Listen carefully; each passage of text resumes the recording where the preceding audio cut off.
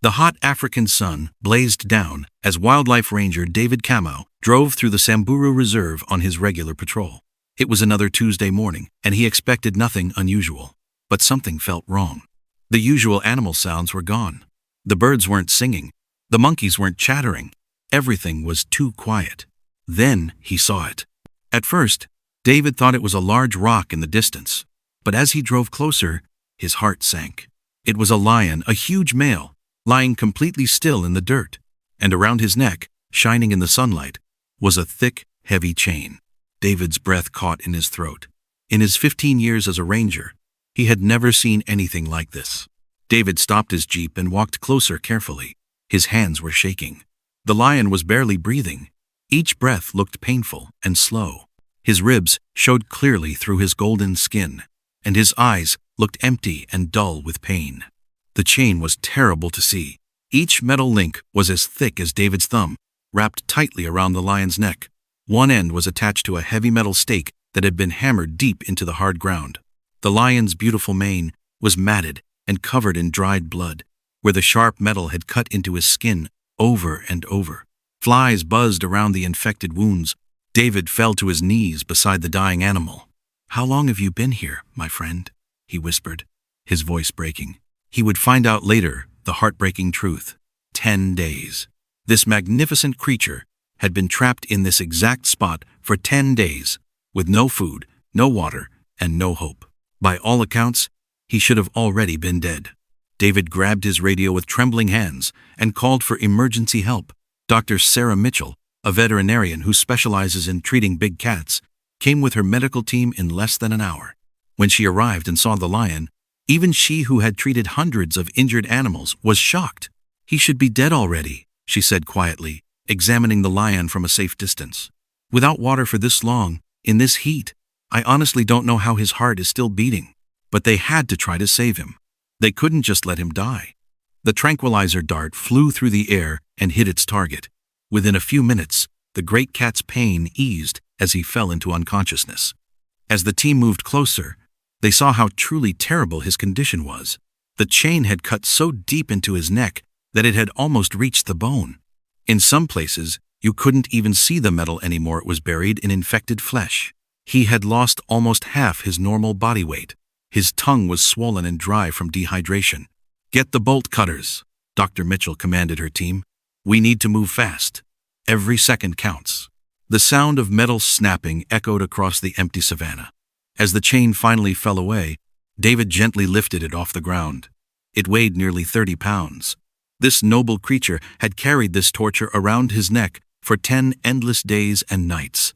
They carefully loaded the unconscious lion onto a truck and rushed him to the reserve's emergency medical center. Dr. Mitchell worked through the entire night without rest. She cleaned the deep infected wounds, gave him strong antibiotics, and set up IV lines to pump life-saving fluids into his dehydrated body. The lion's condition was critical. His body temperature had dropped too low. His kidneys were starting to fail.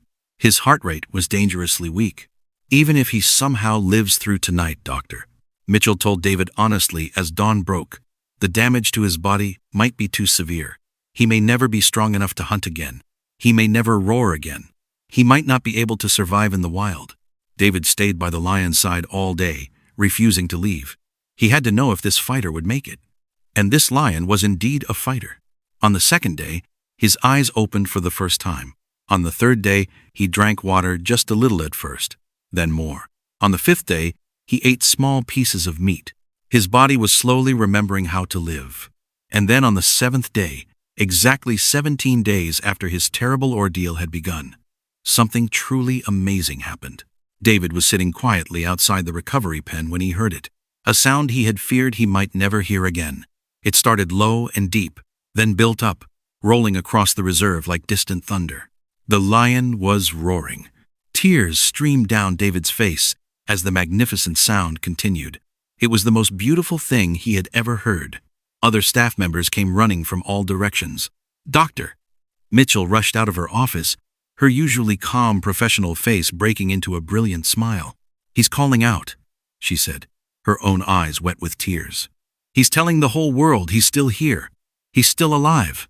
What happened over the next few months was nothing short of a miracle.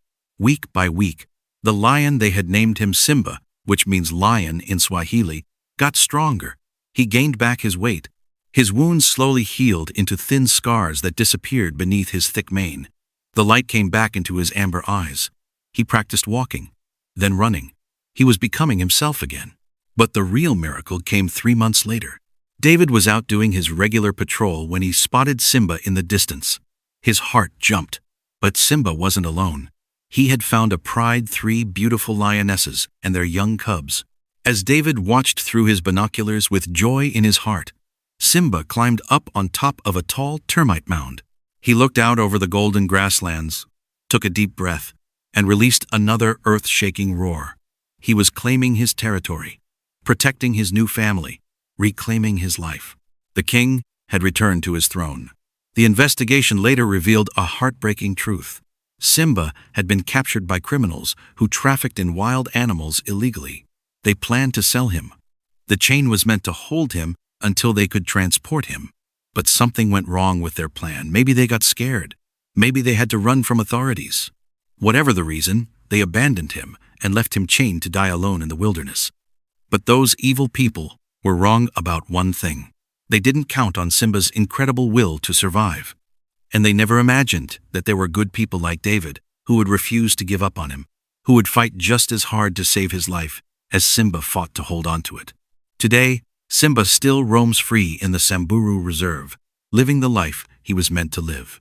He's a living reminder that survival is possible even when everything seems hopeless.